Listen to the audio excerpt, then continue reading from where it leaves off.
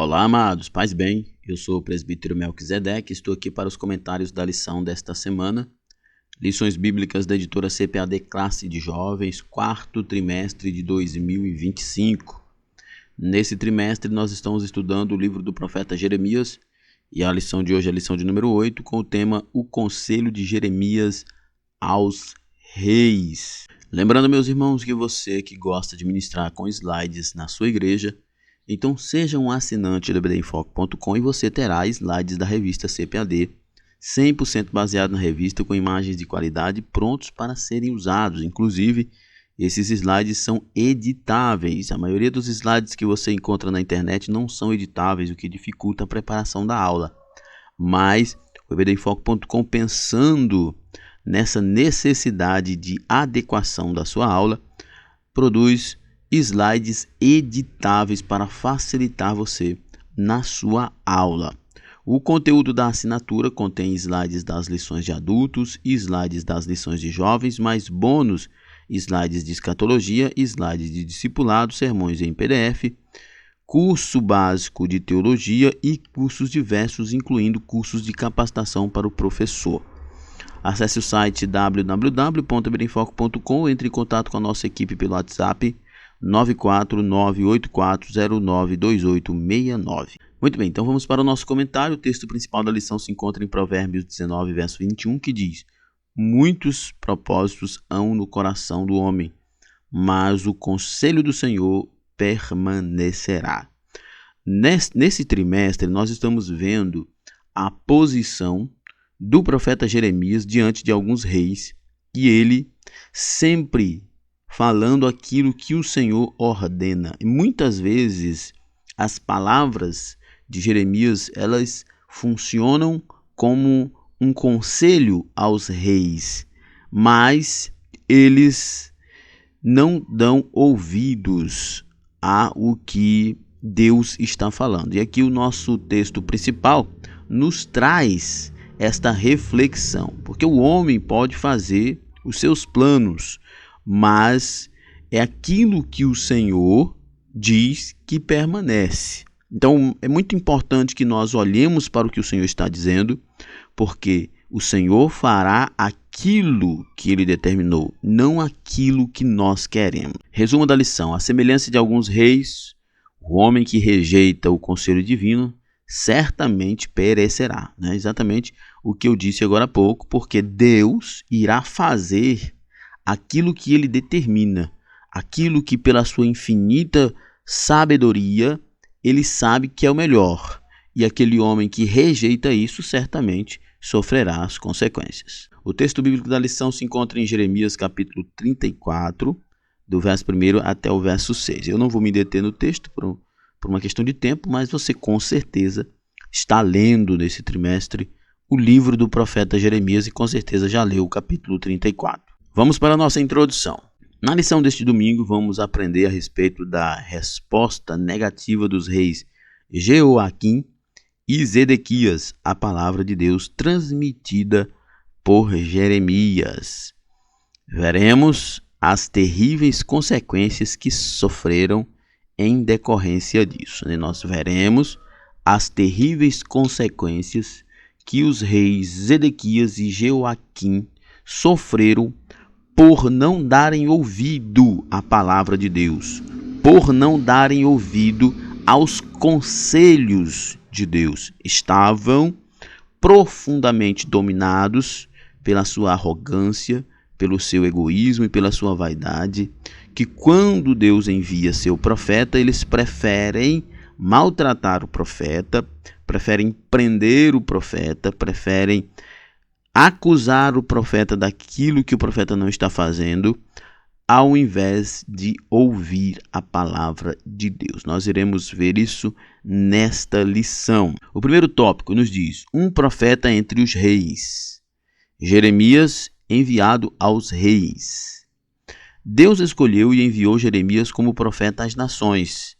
Ele também seria responsável por transmitir a mensagem divina sobre os reinos, como nós podemos ver no verso 10. Nós vemos esse chamado de Jeremias lá no capítulo 1, e ele é reafirmado em muitos momentos durante todo o livro de Jeremias. Então nós conhecemos muito bem essa história, que Jeremias era um descendente dos sacerdotes e ele é chamado por Deus para o profetismo, para ser profeta. Deus escolheu Jeremias para essa missão, para essa função. E segundo o que se faz as análises históricas, ele profetizou por pelo menos 40 anos, tendo aí uma cobertura de 5 reis em Judá. A monarquia foi instituída nos dias de Samuel por apelo do povo. Nós podemos conferir isso em 1 Samuel 8, do verso 1 até o verso 22. Entretanto, desde a época de Moisés, antes da monarquia, Deus já mostrava que o rei deveria ser escolhido dentro de seus critérios, pois teria a missão de cumprir a sua vontade. Deuteronômio 17, verso 15. Não só Deuteronômio 17, verso 15, trata, ainda lá na época de Moisés, da realidade do que o povo viveria sobre um rei, sobre uma monarquia. Inclusive, o texto diz bem claro, isso bem antes, o texto dizendo que Deus falando para o povo: se vocês terem um rei, vocês fiquem sabendo, vocês serão propriedade dele, suas esposas, suas filhas, seus bens, suas uvas, suas ovelhas, porque o rei dominará sobre tudo. E ainda assim, o povo quis ter um rei, E como nós vimos, o reinado de Saul, o início da monarquia, no geral, o reinado de Saul, mas o início da monarquia, era uma expressão do coração do povo, era uma expressão da vontade corrupta do povo e não da vontade de Deus. Isso nos leva a uma reflexão que é muito interessante, que os teólogos, alguns teólogos pelo menos, costumam explicar a vontade permissiva e a vontade diretiva de Deus, a vontade permissiva e os decretos de Deus. No caso do pedido do povo quanto a ter um rei, e Saul foi esse rei, é aquilo que os teólogos chamam de vontade permissiva, vontade que Deus permite para que uma geração inteira tenha consciência do erro daquela geração passada. Então, Deus deu Saul ao povo. Nós lembramos que quando Samuel chega até Deus, Samuel chega choroso, chega triste e diz para Deus que o povo está querendo um rei. E aí Deus diz: Samuel, está triste por quê? O povo não está rejeitando você, profeta. O povo está rejeitando a mim, porque você é profeta e somos sacerdote. Mas eu, o Senhor, é que sou o rei de Israel. E eles querem alguém para ficar no meu lugar, não no seu lugar, Samuel.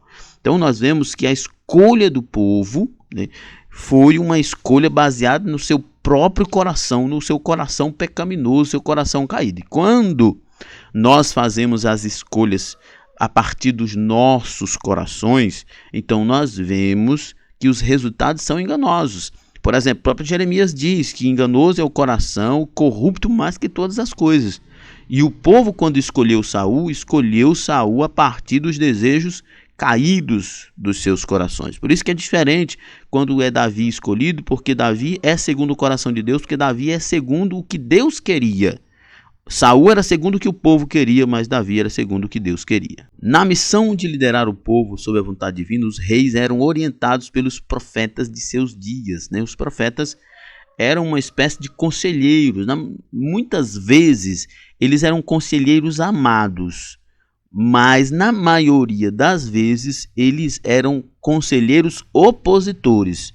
No caso de Jeremias, por exemplo, todo o seu reinado praticamente, com exceção da época de Josias, depois de Josias, todos os reis que vieram depois de Josias, Jeremias foi aquele conselheiro opositor. Por que opositor?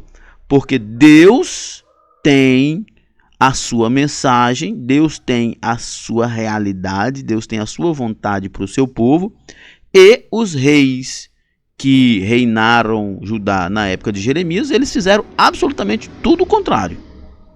Como eles fizeram tudo ao contrário, o texto diz que eles não andaram nos caminhos do Senhor, e Jeremias andava nos caminhos do Senhor. Então, Jeremias era aquele conselheiro opositor, porque ele falava a palavra de Deus para um rei que estava desviado da presença de Deus, e é óbvio que ele se tornou um opositor. Não um opositor qualquer comum, um opositor porque o rei estava desviado da presença de Deus e Jeremias era fiel a Deus. O preço por profetizar aos reis. O ministério de Jeremias foi extraordinário. Primeiro porque foi chamado por Deus. Ele foi chamado. No capítulo 1 de Jeremias nós vemos isso. Ele foi chamado por Deus e Deus assegurou a Jeremias que ele foi chamado, foi escolhido ainda no ventre da mãe. Depois pela mensagem que entregou. A mensagem de Jeremias é um negócio difícil. Um negócio terrivelmente difícil. Jeremias enfrentou idolatria.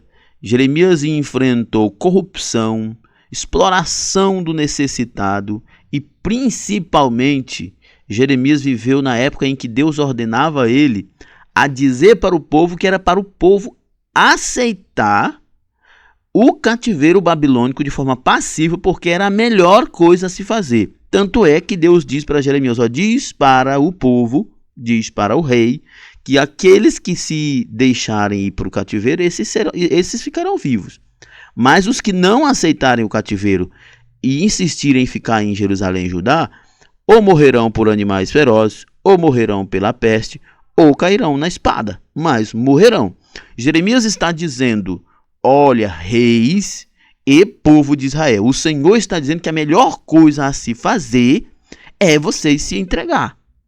Porque quem se entregar estará cumprindo o propósito de Deus, porque Deus já determinou o cativeiro. E quem se opor estará se rebelando contra Deus e então sofrerá as consequências. É uma mensagem difícil de pregar. Completamente difícil de pregar. Porque ele não está pregando para uma igreja, uma comunidade. Ele está pregando para uma nação. E ele está dizendo que a nação precisa se render a outra nação. O que na mente de todas as pessoas, pelo menos na maioria das pessoas, está dizendo: Jeremias é um opositor, ele é um traidor. Ele quer ver a nossa nação destruída. Mas não, era Deus que estava fazendo isso, né? E Deus, inclusive, fala através de Jeremias para o povo, dizendo assim, olha, quando o povo perguntar por que o Senhor está trazendo tão grande destruição, Deus falando para Jeremias, Jeremias, quando o povo perguntar por que o Senhor está trazendo tão grande destruição para o seu povo, responda assim, é por causa dos seus antepassados que pecaram terrivelmente contra mim. E vocês, olha só o que Deus diz, isso aqui é muito interessante. Deus está dizendo, olha, os antepassados de vocês são culpados de pecar terrivelmente contra mim. E só por isso eu já iria trazer um juízo. Mas vocês conseguiram ser pior do que eles. Vocês conseguiram ser mais pecadores, mais brutais, mais terríveis do que os outros. Por isso vocês estão sendo punidos. Pelo contexto histórico no qual estava inserido, pelos efeitos do seu ofício profético e o público a quem foi enviado, composto tanto pelo povo como também pela sua liderança, inclusive os reis de seus dias, né? Muitos profetas, eles eram enviados a uma classe específica, às vezes é o sacerdócio, às vezes é o rei, mas Jeremias foi enviado ao povo, às nações. O ministério de Jeremias alcançava todas as classes. Jeremias é conhecido não somente pelas mensagens que entregou durante o seu ministério, mas também pelo sofrimento que isso lhe causou. Foram 40 anos de profetismo, 40 anos de ministério, foram 40 anos de perseguição.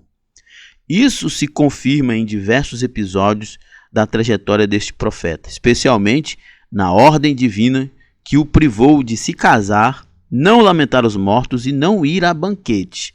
Só que aqui nós precisamos levar em consideração esse contexto do capítulo 16. Não case, por quê? Isso aqui é muito claro e muito importante, né? Isso inclusive reverbera lá em 1 Coríntios 7, onde Paulo diz que é melhor o homem não casar, e Paulo está falando no contexto da obra, no contexto ministerial. Ele fala que no contexto ministerial é melhor o homem não casar.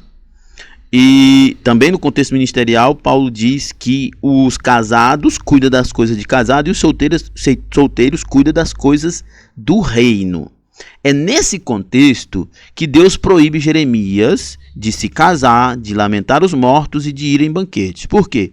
Porque Deus está dizendo, olha, vai vir uma destruição tão grande, Jeremias, que eu sei que você já está passando pelo mais alto processo de sofrimento. Se você se casar, será pior, porque sua mulher vai sofrer, seus filhos vão sofrer. Você não vai lamentar os mortos, porque esse povo não é digno de lamento. Porque a destruição que vem sobre esse povo é uma destruição porque eles são rebeldes, porque eles são desobedientes. Então eles não são dignos, de receberem o seu lamento, de terem as suas lágrimas. E quanto a não ir em banquetes, Deus está dizendo, não é tempo de festa, Jeremias. É tempo de arrependimento. O que esse povo está pensando? No meio de tão grande calamidade, esse povo está fazendo festa. Então, olha, você não vai se casar, porque se você casar vai ser muito mais duro para você, porque será terrível para esse povo. Você não vai lamentar esse povo, porque esse povo vai sofrer e o sofrimento deles é justo. Eles não merecem as suas lágrimas e você não irá a banquetes, porque você não vai compactuar com esse povo. Não é tempo de banquete. É tempo de arrependimento, é tempo de rasgar o coração, de vestir pano de saco, é tempo de arrependimento e o povo querendo fazer banquete. Então, assim, não foi uma proibição aleatória, não foi Deus proibindo por qualquer coisa. Havia um contexto, e o contexto ali é muito importante. O contexto era, primeiro, preservar o profeta, né? E a gente que lidera na igreja, que tem ministério, a gente sabe que casado tem um fardo muito maior. Você tem que trabalhar para sustentar a sua casa, você tem que liderar a sua casa e você tem que encontrar tempo para poder fazer a obra de Deus. Eu tenho que trabalhar, eu tenho que estudar, eu tenho que ministrar, eu tenho que liderar e eu ainda tenho que vir aqui gravar ainda as aulas do EBD em Foco para a classe de jovens. Tem dia que a minha semana é corridíssima. Os dias em que eu tenho convite para ir pregar, os dias que eu estou escalado para ministrar, para ensinar na igreja, os dias que a semana, né, que eu estou escalado para ministrar na escola bíblica, é um sufoco. Então, assim, na minha época de solteiro, por exemplo, eu não tinha esse sufoco. A minha época de solteiro, eu vivi ela inteiramente para o reino. No campo que eu morava anteriormente, que eu congregava, a igreja, o campo lá, tinha várias congregações. Então eu saía na sexta-feira para visitar as congregações, pregar, ou mesmo a mando do pastor. Eu ia sair na sexta-feira e voltava na segunda, sem nenhuma preocupação. Hoje eu não posso fazer isso. Hoje eu tenho trabalho, tenho empresa, tenho esposa, tenho filho. É muito difícil. Então Deus estava falando para Jeremias, olha, o teu ministério não cabe casamento, Jeremias, porque senão o sofrimento vai ser muito maior. Senão o negócio vai ser difícil, porque a realidade que você está é muito difícil. Então, inclusive, nós estamos aqui numa classe de jovens, é bom o professor explorar isso com seus alunos, né? É importante pensar que as realidades que nós vivemos e as responsabilidades que nós temos que assumir, né? O ministério é maravilhoso, você servir a Deus, você ser um ministro do evangelho é maravilhoso, mas ninguém que assumirá o ministério de forma honesta terá uma vida de rei. Essas pessoas que você vê na internet tendo vida de rei aí, sendo pregadores, tem alguma coisa errada com esse negócio. Esses homens que são casados, que têm família, que fica 30 dias viajando pelo país sem encontrar sua esposa e seus filhos, esse negócio não tem a mínima base bíblica. Por entregar a mensagem de Deus ao povo e principalmente aos reis de seu tempo, Jeremias foi perseguido, posto em prisão e lançado numa cisterna. Isso aqui é só para as coisas mais grosseiras, né? A cisterna, por exemplo, a prisão, por exemplo, que Jeremias foi colocado, e o texto diz que ele passou muito tempo, no capítulo 37, passou muito tempo nessa prisão. Era uma prisão subterrânea, não tinha sequer luminosidade do sol. Era uma coisa difícil, grosseira, muito grosseira, algo terrível que o profeta viveu por ser fiel a Deus. Agora você imagina se esse homem tem esposa e filhos. Que dificuldade que seria. Olha, se esse homem tem esposa e filhos, os seus perseguidores, o que faria com sua esposa e seus filhos? Então o ministério, a dedicação ao ministério exige muito sacrifício. E eu não estou dizendo isso para desanimar ninguém, muito pelo contrário, estou dizendo isso para que a gente tenha ânimo e assuma as responsabilidades pelo chamado que Deus tem para nós. Um profeta e 5 reis. O texto de abertura do livro de Jeremias informa que a palavra do Senhor foi a ele nos dias de Josias. Josias foi um excelente rei, talvez um dos melhores da sua dinastia. E nos dias de Jeoaquim, até ao fim do ano 10º de Zedequias, o último rei de Judá, e um dos piores reis também, terrível, muito fraco, hipócrita, medroso, e mesmo sendo medroso e fraco, era insubordinado. O destaque a estes 3 reis se dá em virtude de que eles reinaram por longo tempo, razão pela qual as suas ações são fundamentais no ministério de Jeremias e para a compreensão de suas lições na atualidade.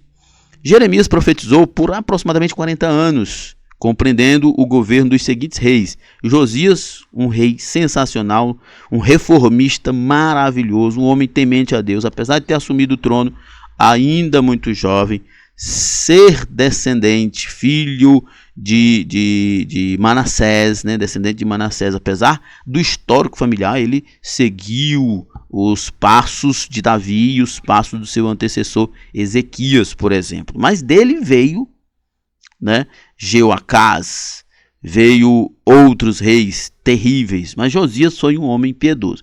Depois de Josias, Joacás, Joaquim e Zedequias, foi só declínio total.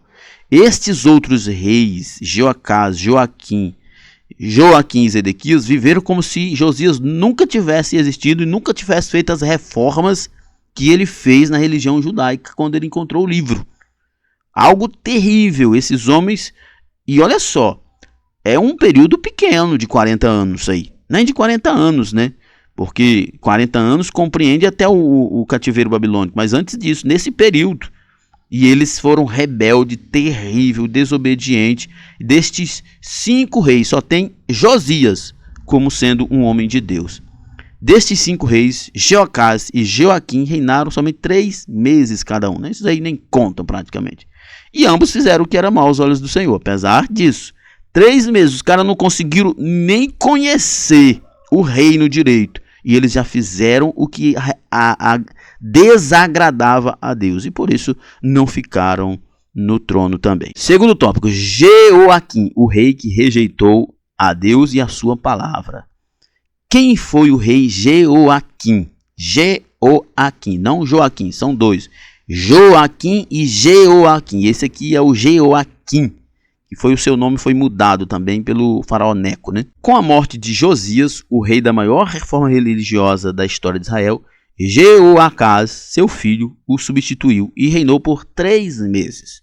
3 meses apenas, né? Foi terrível.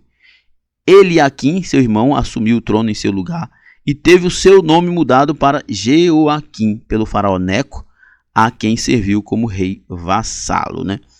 O nome dele, normal, né, era Eliaquim, o nome dado por seus pais, nome dado por Josias, o grande rei, o maior reformista da religião judaica naquela época. Mas ele era fraco também, e o faraó Neco invadiu Judá, conquistou Judá, tornou Judá um estado vassalo, e Jeoaquim, né, que era Eliaquim, foi transformado em... teve o nome mudado para Jeoaquim. Olha só que humilhação, né? Olha que humilhação, que coisa terrível. O cara é conquistado por outro rei. E o outro rei muda até o nome dele para descaracterizar quem ele é. Ele se torna absolutamente um nada. E ao invés dele se humilhar diante do Senhor, ele se torna ainda mais vaidoso. A expressão "e fez o que era mal aos olhos do Senhor, seu Deus", 2 Crônicas 36:5, define a triste trajetória deste rei, cujas marcas centrais de seu governo foram introduções de práticas pagãs e idólatras, a frouxidão moral e a perseguição a profetas fiéis. É muito triste porque nós estamos falando de quem? Nós estamos falando do filho de Josias. Josias fez a maior revolução, a maior reforma religiosa da monarquia judaica. Ele fez a maior reforma. Josias morre e poucos anos depois, o indivíduo maluco do seu filho introduz na prática de culto do povo a idolatria, deuses pagãos. Ele inseriu a adoração a ídolos, a deuses pagãos. É por isso que quando Deus fala a Jeremias, eu vou destruir o povo, vou mandar os babilônios e vai ser uma destruição total. Quando o povo perguntar por que, Jeremias, eu estou fazendo, você responde, é pelo pecado terrível, pelos terríveis pecados dos seus antepassados, mas também porque vocês conseguiram ser pior do que os seus antepassados. Então, apesar de ser filho de quem era, filho do grande Josias, ele não teve a consciência e o temor a Deus de seguir os passos de seu pai, mas se enveredou por caminhos de idolatria. Depois, Judá se transformou em um lugar de imoralidade e, óbvio, depois de todas essas perversidades na nação, todo profeta que se levantava contra o rei. Todo profeta que se levantava nessa época era um profeta de oposição e, consequentemente, era terrivelmente perseguido. Jeremias profetizou contra a injustiça praticada por este rei na construção de seu palácio. Ele usou mão de obra escrava, razão pela qual foi perseguido de forma implacável. É uma questão terrível, né? Na maioria dos profetas, tem sempre esse centro de gravidade da mensagem do povo se enveredando para a idolatria, adorando outros deuses. Sempre foi o principal pecado de Israel, de Judá, a idolatria. Se enveredar atrás de outros deuses, sempre foi. Mas também sempre teve essa questão do cuidado da justiça social. Maioria dos reis, eles foram exortados, reis, sacerdotes, pela exploração do necessitado. O povo era terrível. O rei, aproveitando a situação de miseribilidade, escravizava ainda mais os seus súditos. Escravizava o povo. Ele colocava o povo para trabalhar e não remunerava o povo. Ele era um ser humano arrogante e desprezível. Não é à toa que ele sofre as consequências que sofreu. Jeoaquim contribuiu diretamente com o enfraquecimento dos efeitos positivos da reforma religiosa promovida por Josias, seu pai, e veio a morrer no ano 598 a.C. Ele morreu porque, ao invés de ouvir seu pai, de seguir os passos de seu pai, ele decidiu seguir os pagãos. Jeoaquim, o rei que rejeitou a mensagem de Deus. Jeoaquim reinou por cerca de 11 anos, período no qual Jeremias atuou como profeta. 11 anos de reinado. O episódio em que Jeoaquim corta e lança ao fogo o pergaminho com a mensagem de Deus enviada por Jeremias através de Baruque, além de ser um dos mais marcantes, mostra de forma clara como o rei lidava não somente com o profeta, mas principalmente com a palavra de Deus.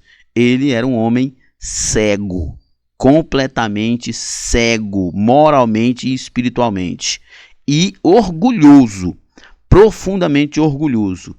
Ele não deu ouvido à palavra de Deus. E para mostrar a sua arrogância, ele ainda queimou o exemplar das profecias de Jeremias, que Jeremias havia ordenado que Baruque escrevesse para ele. Jeremias está preso. Baruque é seu escrivão.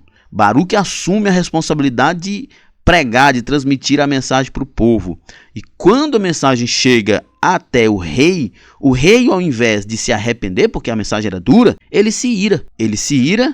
Ele queima o livro e ele ainda manda prender Baruque também. É uma pessoa que não tem o mínimo de sensibilidade espiritual e não deu ouvido à voz de Deus. Isso é um problema, irmãos. A gente precisa ter humildade, a gente precisa ouvir a palavra de Deus. Nós não podemos ser tão orgulhosos e arrogantes a ponto de rejeitar a palavra de Deus. Isso é tragédia na certa. Aproveitando o grande número de pessoas em torno do templo por causa da convocação de um jejum sob orientação divina, Jeremias, que estava impedido de ir à casa do Senhor, ditou a mensagem ao escriba Baruque, que lhe dando a missão de transmiti-la ao povo. Baruque vai, aproveita quantidade de gente nas proximidades do templo e no templo, e anuncia, né? O texto diz, quando Deus manda Jeremias escrever, diz: tudo aquilo que eu mandei você falar, tudo aquilo que eu revelei você desde o início do seu ministério, você agora escreva para que se torne um livro.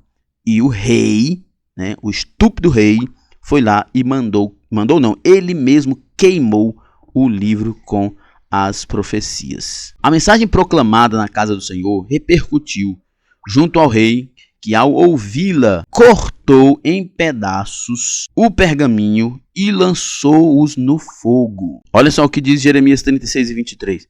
Assim que Jeude terminava de ler 3 ou 4 colunas do pergaminho, o rei as cortava com uma faca de escrivão e as atirava no braseiro, até que o rolo inteiro foi queimado no braseiro. De todos os erros de Jeoaquim, este certamente foi o mais grave, pois o texto informa que não temeram, nem rasgaram as suas vestes, o rei e todos os seus servos que ouviram todas aquelas palavras. Eles, na verdade, se endureceram ainda mais, ficaram ainda mais arrogantes e de coração duro. Não ouviram a palavra de Deus. Além de rejeitar a palavra de Deus, o rei ordenou que o mensageiro fosse perseguido, entrando assim para a história como um dos reis que não deu ouvido ao conselho de Deus pelo profeta. Esse foi Jeoaquim, o terrível Jeoaquim. A rejeição da palavra de Deus e as suas consequências. Rejeitar a palavra de Deus é um ato de insubmissão e de rebeldia. Contudo, aceitá-la e submeter-se a ela é demonstração de amor ao Senhor. É muito importante que a gente observe isso, porque assim, a palavra de Deus é a revelação de Deus. Quando nós rejeitamos a palavra de Deus, nós rejeitamos a direção de Deus. Nós ficamos à deriva na vida. É muito importante. Não é uma coisa simples, não é uma coisa... A palavra de Deus para nossas vidas, irmãos, não é uma coisa, se possível, condicional. É uma questão de necessidade primária. É algo que nós dependemos. Nós precisamos da palavra de Deus. Afinal de contas, a palavra de Deus é que revela a boa, perfeita e agradável vontade de Deus.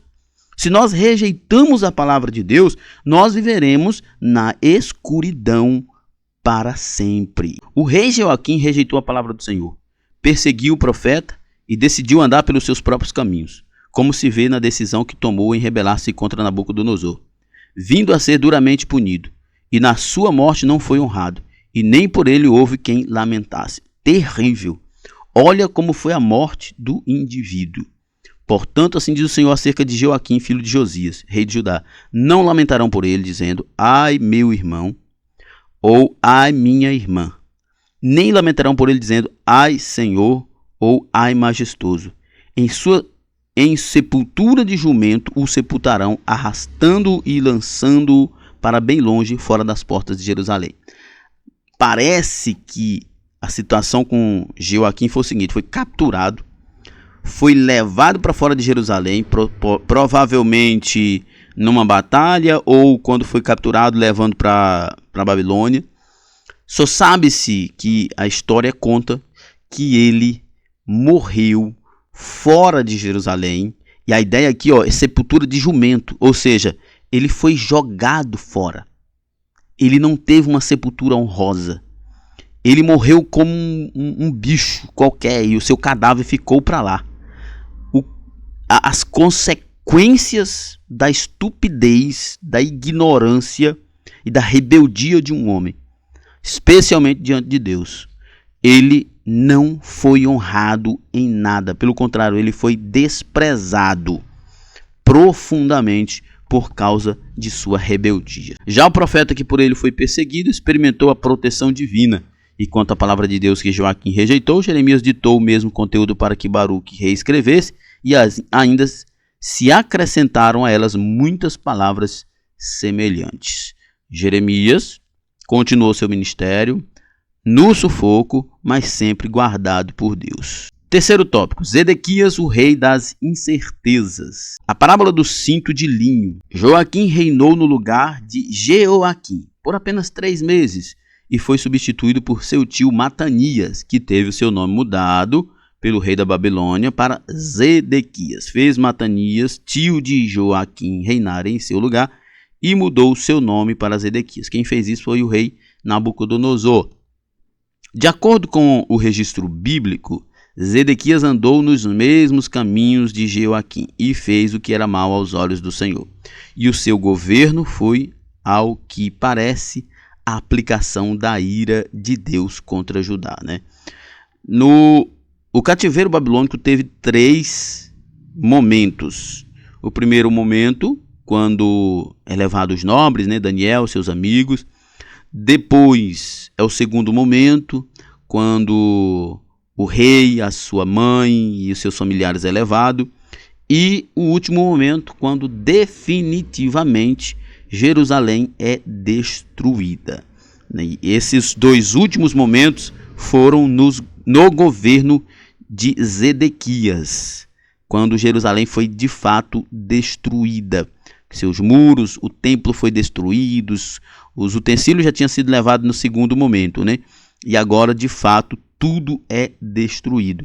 Foi o maior desastre para Jerusalém, e isso no governo de Zedequias. Zedequias assumiu o trono de Judá aos 25 anos de idade e reinou por 11 anos.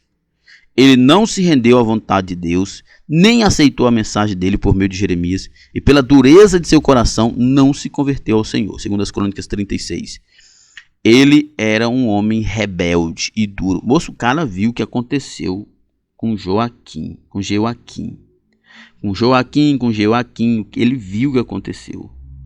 Ele conhecia a história de seu irmão Josias, porque ele é tio de Jeoaquim. E ele, ao invés de se dobrar, de se render, não, continua com o coração endurecido e tem que arcar mesmo com as consequências. Zedequias teve de amargar a experiência da última e mais trágica das invasões da Babilônia em Jerusalém, culminando com a sua destruição total, conforme profetizado por Jeremias. Isso tudo porque, à semelhança de Jeoaquim, Zedequias não deu ouvido à voz de Deus e padeceu de um grande mal. É como eu disse agora há pouco, é incrível você olhar para a história desses homens. É incrível como eles têm como referência Josias, parente próximo, pai, irmão. Como que eles têm como referência e como que eles estão vendo as tragédias acontecendo, Deus falando para mudar a posição, e eles não mudaram. Endureceram o coração. Um após o outro endureceu o coração e rejeitou o Senhor. E com isso padeceu o mal que padeceram. Zedequias, o rei das incertezas. Como se sabe, Zedequias era ainda bem jovem quando assumiu o reino de Judá, mas não era tão jovem, né? Josias era mais jovem que ele ainda. Embora, segundo as escrituras, tenha trilhado por caminhos que não agradaram a Deus, ele consultou Jeremias por algumas vezes, né? Capítulo 21, capítulo 37, capítulo 38, o que demonstra em alguma medida um certo interesse por tentar andar pelo caminho do Senhor. Eu discordo do comentarista. Eu acredito que que Zedequias não está tentando andar pelo caminho do Senhor. Ele está com medo. Ele está olhando para trás, está vendo o que aconteceu com seus antepassados, né? Com Jeoaquim, por exemplo. E ele está morrendo de medo. Então, de alguma forma, ele está procurando saber da parte de Deus o que fazer para se livrar. E ele não está se arrependendo. Não vejo que Zedequias tem interesse de servir a Deus, que é a questão que de fato se discute, se ele queria ou não servir a Deus. Eu não concordo, eu não vejo. Lendo os textos, você pode ler Jeremias 21, Jeremias 37, Jeremias 38, e você vai ver. Zedequias não está buscando a Deus para servir a Deus. Zedequias está buscando a Deus, tentando encontrar uma solução para o problema dele. Mas é um problema político, não é o problema do coração dele. Ele não está se arrependendo. Ele não está querendo imitar, por exemplo, Josias. Ele só quer se livrar do problema e sair bem nessa situação. O que ele quer é que Deus livre ele das mãos de Nabucodonosor. Mas ele não está se rendendo ao Senhor. Esse é um problema, né? Tem muitas pessoas. A gente não pode generalizar porque é uma injustiça. Mas tem muitas pessoas que se dizem cristãs, mas buscam a Deus do mesmo jeito que Zedequias, para poder livrar de um problema, para poder ser curado, para poder melhorar financeiramente, para consertar o casamento, para ter um filho liberto das drogas e assim por diante. Mas não quer se render ao Senhor, não quer se render ao Senhor. Quantas vezes a gente ora por pessoas na igreja, pessoas que não são crentes, pessoas que estão desviadas, e a gente pergunta, você quer aceitar Jesus? Não, só quero uma oração. Ele só está querendo a bênção. Era isso que Zedequias estava fazendo, ele só estava querendo a bênção. Ele não queria se arrepender, ele não estava se arrependendo, ele não estava com o coração rasgado, arrependido, ele só queria se livrar do problema. Há duas situações por meio das quais é possível notar a fraqueza do rei Zedequias. Primeiro, é que não tinha força suficiente para liderar os oficiais do seu governo. Jeremias 38:5 diz, o rei Zedequias respondeu, ele está em suas mãos, o rei não pode opor-se a vocês. Quando os oficiais ficaram muito irados com Jeremias e queriam matar, ele podia dizer, não, Jeremias não vai ser morto, vocês não podem matar, pode no máximo prender. A resposta dele foi, está em suas mãos, o rei não pode opor-se a vocês, ou seja, o rei não tem poder, não tem autoridade para se opor a vocês. Se vocês quiserem, eu não vou fazer nada. E a segunda é que tinha medo da opinião popular. Jeremias 38:24 diz, então Zedequias disse a Jeremias, se alguém souber dessa conversa, você morrerá. Ou seja, Jeremias traz para ele a realidade do que Deus tinha dito, que seria de destruição de Jerusalém, o povo levado definitivamente para a Babilônia, destruição do templo, destruição de tudo. Jerusalém seria destruída. O que seria uma mensagem muito pesada. Ele então diz para Jeremias não falar para ninguém, não falar para os oficiais, não falar para o povo, porque ele tinha medo da opinião do povo, ele tinha medo, ele já não tinha controle nenhum sobre a liderança do país mesmo, e ele tinha medo da opinião do povo, de considerar ele fraco, de se rebelarem contra ele, e assim ele tentou proibir que a mensagem fosse divulgada por medo da opinião pública. Ele não tinha nenhum tipo de liderança, era um líder fraco e era um líder covarde. Definitivamente o rei Zedequias foi marcado por incertezas advindas de sua fraqueza pessoal, como se vê no episódio em que o profeta o aconselha a entregar-se ao governo da Babilônia, como sinal de humilhação e aceitação da disciplina de Deus. Era importante lembrar que toda vez que Jeremias falava para poder se entregar ao governo da Babilônia, ele não estava se rendendo à Babilônia, se rendendo a Deus, porque essa foi a ordem de Deus. Desde o início que Deus fala, os caldeus virão para punir vocês. Se vocês se renderem e irem para a Babilônia, vocês viverão. Aqueles que ficarem, morrerão. Desde o início, desde Josias, Jeremias está falando exatamente isso. E os reis que vieram insistiram em não acreditar, insistiram em se rebelar contra a Babilônia, insistiram em se opor e acabou no que acabou, no cativeiro e pior do que o cativeiro, na destruição de Jerusalém. No entanto, ainda que por um momento ele tenha pensado em cumprir a ordem divina, todavia, por causa de suas preocupações com os de fora, optou por ir contra a vontade de Deus. Que é a minha opinião aqui em relação à interpretação do comentarista. Pelo que eu li do texto, pelo que eu vasculhei do texto, eu não acho que Zedequias estava ali buscando a Deus com o mínimo de arrependimento. Ele estava querendo se livrar do problema. Ele estava naquela situação que a maioria das pessoas vivem quando estão com medo do pecado, quando demonstra algum tipo de medo do pecado. Por que algumas pessoas não pecam? Porque elas têm medo da exposição. Elas têm medo das consequências. Não é amor a Deus. Por que elas pedem reconciliação? Porque querem fugir de algum tipo de punição ou de algum tipo de consequência má, pensando que assim pode se livrar das consequências má. E Zedequias estava nessa. Ele estava ali atrás de Jeremias porque ele queria achar uma solução para ele se livrar de Nabucodonosor e dos castigos de Deus. Mas o texto mesmo diz que ele não estava com nenhuma disposição de arrependimento. Zedequias, portanto, foi um rei que sofreu os danos e ainda submeteu uma nação inteira à vergonha e à destruição, por causa de sua fraqueza demonstrada na incerteza em relação a aceitar e obedecer a palavra de Deus. Eu reconheço que nesse aspecto era muito difícil aceitar, mas as coisas em volta estavam provadas de que era aquele o caminho a se tomar. Mas ele decidiu não ouvir a palavra de Deus, ouvir a si mesmo, ouvir quem estava à sua volta e não era Deus, e assim sofreu as consequências. A incerteza de um rei e as suas consequências. Uma das qualidades que Deus requer daqueles que lideram sobre o seu povo é força e coragem, como se vê em suas palavras quando Josué recebeu a incumbência de substituir Moisés, né? Ser forte e corajoso. Estas qualidades são encontradas em Gideão. Aliás, elas lhe renderam o elogio que recebeu do próprio Senhor, poderoso guerreiro, né? Coragem, apesar dele ser o menor na sua tribo, mas ele era disposto, corajoso, estava disposto a servir ao Senhor, que isso é muito importante. Nós estamos vendo a história de Gideão, que de Josué ele era um cara já acostumado, né? Acompanhou Moisés por muito tempo, mas Gideão era só um agricultor. Ele era só um agricultor, mas Deus o chamou e ele esteve disposto. Ele reconhecia suas fraquezas, fez prova com Deus, mas ele não rejeitou o chamado de Deus. Isso é uma coisa muito séria. Nas nossas igrejas hoje, nós estamos cada vez com mais dificuldade de ter líderes, porque as pessoas não querem se disponibilizar. As pessoas não querem se dispor, não querem estar à disposição. Jovens não querem mais orar. Nas nossas igrejas é tão difícil um jovem se dispondo para pregar. Um novo talento de jovem, uma moça ou um rapaz para cantar, é muito difícil. Por quê? Porque não querem estar à disposição, não querem o compromisso, não querem o sacrifício de abrir mão de uma vida promíscua, de uma vida de libertinagem para poder servir a Deus. Infelizmente, a realidade que muitos jovens estão vivendo. E muitos homens e mulheres adultos também que não querem, porque não querem o compromisso. Não querem o compromisso com Deus, querem viver uma vida descompromissada. A Bíblia diz que Deus vai castigar pessoas que vivem assim, que fazem a obra relaxadamente.